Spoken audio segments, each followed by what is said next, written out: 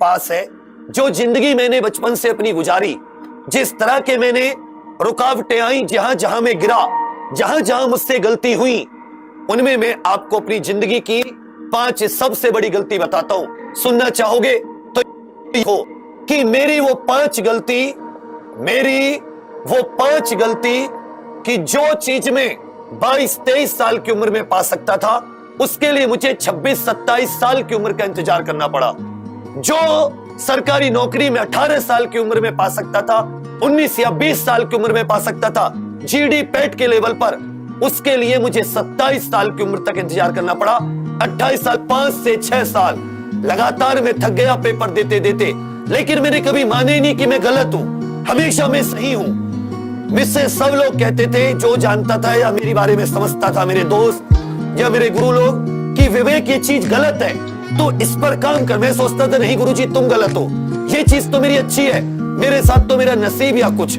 सबसे बड़ी बात कि मैं बहाने बनाता था, आज नहीं पढ़ूंगा कल पढ़ूंगा, 10 बजे से बैठूंगा, 1 बजे से बैठूंगा, अरे जब अब ये काम खत्म हो जाएगा तब बैठूंगा। ये मेरी जिंदगी की वो सबसे बड़ी गलती थी कि मैं काम को टालता था, मैं अपनी पढ़ाई को टालता था, एकदम बिल्कुल टाल दिया, अरे कल कर लूंगा, परसों कर लूंगा। ये मेरी जिंदगी की सबसे बड़ी भूल, जो मैं इतना पछताता हूं इसको सोच के कि काश मैं इसको ना टालता, और जो मेरे पढ़ने का समय था या मेरे पास जब भी खाली समय था, मान लेता हूं कोई मेरा टाइम टेबल नहीं है, मैं बहुत दुनिया का बिजी व्यक्ति हूं, लेकिन कभी तो मेरे पास खाली समय था, काश मैं उस खाली समय का यूज कर लेता पढ़ाई के लिए। दूसरी बात, पढ़ाई को छोड़कर एक विद्यार्थी था, मैं पढ़ाई जीवन को छोड़कर अन्य कामों में लगता था। कैसे कामों में? अन्य कामों में।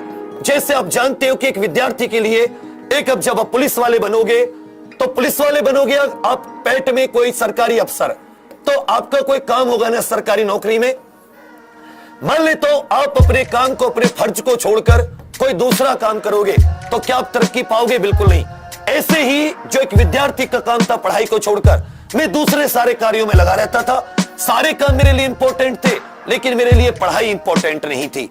अपने दोस्तों के साथ उठना बैठना, मैं मानता हूं वो सब चीज जरूरी है, हमें वो भी एक चीज मदद करती है जिंदगी में बढ़ने के लिए, लेकिन पढ़ाई जब नहीं कर रहे हो या पढ़ाई जब आपका फ्री टाइम होता है, तब मैं पढ़ाई को छोड़कर, पढ़ाई के काम को छोड़कर कभी स्कूल बंक मारा, कभी कॉलेज बंक मारा। मतलब मैंने अपने जीवन के कुछ अनमोल क्षणों को, जब मैं पढ़ सकता था, वही मैं भारत कहां स्थित है, कितने किलोमीटर, कितनी लंबाई, गुणा चौड़ाई, जो मैं 27 साल की उम्र में आके पढ़ा, वो मुझे 18, 19, 20 एनडीए के पेपर में, एयरफोर्स के पेपर में भी मौका मिला था, काश मैं तब पढ़ लेता। वही चीज मैंने 27 साल की उम्र में जाके पढ़ी तो वही ना, वही हिंदी कि जिसे मैं जब एसएससी जीडी का 2008 या 9 में फॉर्म भरा था, मैं तब पढ़ सकता था। लेकिन वही चीज मैंने कब तक वेट किया? एसएससी जीडी का मेरे जीवन का पहला फॉर्म, वहां से गलती हुई, और कहां के गलतियां रुकी यूपीएसआई 2017। याद करो 2007-8 में आप फॉर्म भर रहे हो, और कहां 2017, 10 और 11 साल आप वेट कर रहे हो। लेकिन उसका एकमात्र जिम्मेदार मैं था। क्यों? क्योंकि मैं पढ़ता ही नहीं था, मैं ब्लेम करता रहता था। तीसरी चीज कि मैं दूसरों को अपने एग्जाम के लिए, एग्जाम ना निकलने के लिए दूसरों को जिम्मेदार ठहराता था हमेशा। भाई मेरी पेन तो किसी ने नहीं पकड़ा था, ऐसा तो नहीं था कि मेरा पेन किसी ने पकड़ लिया कि जी तू मत पढ़, कभी भी ऐसा नहीं हुआ। घर वाले कह रहे हैं पढ़, ट्यूशन भेज रहे हैं, ये कर रहे हैं, वो कर रहे हैं, पैसे खर्च कर रहे हैं, या मतलब अच्छे स्कूल कॉलेज में पढ़ा रहे हैं, जो कुछ उनके बस की था, लेकिन मेरा पेन तो किसी ने नहीं पकड़ रखा था। फिर क्यों?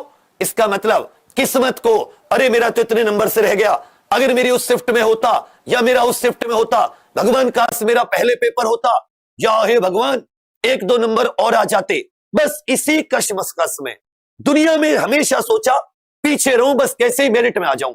कभी ये नहीं सोचा कि मेरिट में मैं सबसे ऊपर भी तो आ सकता हूं, कभी नहीं। बस हमेशा कैसे बस मेरिट में आ जाऊं, कैसे मेरिट में आ जाऊं, बेशक कोई मुझे बाद में निकाल दे, बस एक बार घर को दिखा दो रिटर्न पास हो जाए। तो घर वालों को दिखाने के लिए थोड़ी ना रिटर्न पास है, अरे नौकरी लाने के लिए, ज्वाइनिंग लेटर बुलाने के लिए है ना। क्यों पढ़ाई कर रहे हो? रिटन निकालने के लिए या ज्वाइनिंग लेटर के लिए? तो आप कहोगे सर ज्वाइनिंग लेटर के लिए, तो फिर रिटन में क्यों घुसना था? लेकिन नहीं, दूसरों को जिम्मेदार, मम्मी को, पापा को, सबको जिम्मेदार, लेकिन कभी खुद के अंदर झांका ही नहीं कि गलती तो मेरे अंदर है। मुझे नहीं आता अलजेब्रा, मुझे नहीं आता ट्रिग्नोमेट्री, मेरी मम्मी मेरे पापा की गलती थोड़ी ना है, उन्होंने तो मुझे हर सुविधा देने की कोशिश की। खुद किसी भी तरह तंग हाल में तुम्हारे हमारे माता पिता रहते हैं, हम उन्हीं परिवारों से आते हैं। 5-7 बीघे खेत होता है, उसमें ज्यादा से ज्यादा 4 से 5 कुंटल अनाज होता है, वो बस खाने पीने में निकल जाता है। छोटी मोटी फौज पुलिस की नौकरी या जो मजदूर या किसानों के या दुकानदार आदि जिनके पिताजी होते हैं उन पे तो वो भी नहीं होती, आती है वो भी इसी तरह से चली जाती है। तो कहने का अर्थ क्या होता है कि हम लोग उन्हीं छोटे मोटे परिवारों से, जहां सपने तो होते हैं, उन माँ बाप के सपने भी हम पे टिके होते हैं, पूरे घर की जिम्मेदारी हम ही को आगे, हम ही को उन्हें सम्मान और सब कुछ उनकी जिंदगी को अच्छा करना है, लेकिन हम उन्हीं को जिम्मेदार ठहरा देते हैं, कभी नहीं। तीसरी सबसे बड़ी गलती। चौथी सबसे बड़ी गलती साथी, ये जो जुनून नाम की चीज होती है ना, ये जुनून, पागलपन कि गर्मी लग रही है तो पता नहीं चल रहा कि गर्मी है और सर्दी लग रही है तो महसूस नहीं कर रहे कि सर्दी लग रही है। मन को एकदम कठोर कर देना। जुनून नहीं है उस व्यक्ति में जो 15 मिनट पढ़ा फिर बंद करके कुछ और देखने लगा। अगर तुम्हें पता करना है कि तुम्हारे अंदर जुनून है या नहीं है, तो मैं बता रहा हूं, जुनून पता करने की 3 तरीके हैं। पहला तरीका, अगर तुम 15 मिनट, 1 घंटे, 2 घंटे एक साथ कम से कम 4 से 5 घंटे नहीं पढ़ रहे, आप में जुनून की कमी है, क्योंकि वो आपके अंदर की जुनून की कमी, वो आपके चंचल मन पर आपको हावी कर देती है। चंचल मन को आप पर हावी, आप बंद करते हैं, कुछ खोलते हैं, फिर बंद करते हैं, लगातार नहीं। जो जुनून होता है ना, आपको एक लक्ष्य देता है कि आज साला 400 क्वेश्चन गणित के हटाऊंगा तभी छोड़ूंगा। ये 400 क्वेश्चन गणित के लगाने के लिए तुम रुक जाते हो, टप जाते हो और 4 से 5 घंटे में आप 400 क्वेश्चन लगा देते हो। यह है जुनून। अगर ये नहीं है तुम्हारे अंदर, इसका मतलब कमी है। ढूंढो कैसे होगा। दूसरी चीज इसी में आ जाते हैं जुनून। जब आप दूसरे कामों को वरीयता ज्यादा देते हो, बहानों को ज्यादा वरीयता देते हो, तब भी आप सोच लेना आपके अंदर जुनून की कमी है। तीसरी चीज, जब आप सुविधाओं का बहाना बनाते हो, अच्छी किताब नहीं है, अच्छा कोचिंग नहीं है, अच्छे मुझे समझाने वाले नहीं है, तब याद रखना, तब आप गलती करते हो, तब आप में जुनून की कमी है। जिस व्यक्ति के अंदर ये तीनों चीज हैं, उसके अंदर जुनून नहीं है। और जिसके अंदर ये तीनों चीज नहीं है, पसीने में है तो है, ठंड में है तो है, लाइट नहीं तो लैंप, लैंप नहीं तो रोड की लाइट, और रोड की लाइट नहीं तो रात में आराम और पूरे दिन पढ़ाई, लेकिन उसके अंदर एक इच्छा शक्ति, एक इच्छा बल, तो जुनून की कमी। और 5वीं चीज साथी, जब समय होता है उस सही समय को ना पहचानना। सरकारी नौकरी की तैयारी का एक समय होता है, जैसे जैसे वो समय बीतता रहता है, 1 पेपर, 2 पेपर, 3 पेपर, 4 पेपर, फिर सर पर एक अजीब सी टेंशन छाती है। लोग तुम पर हंसते नहीं है, खिसियाते हैं।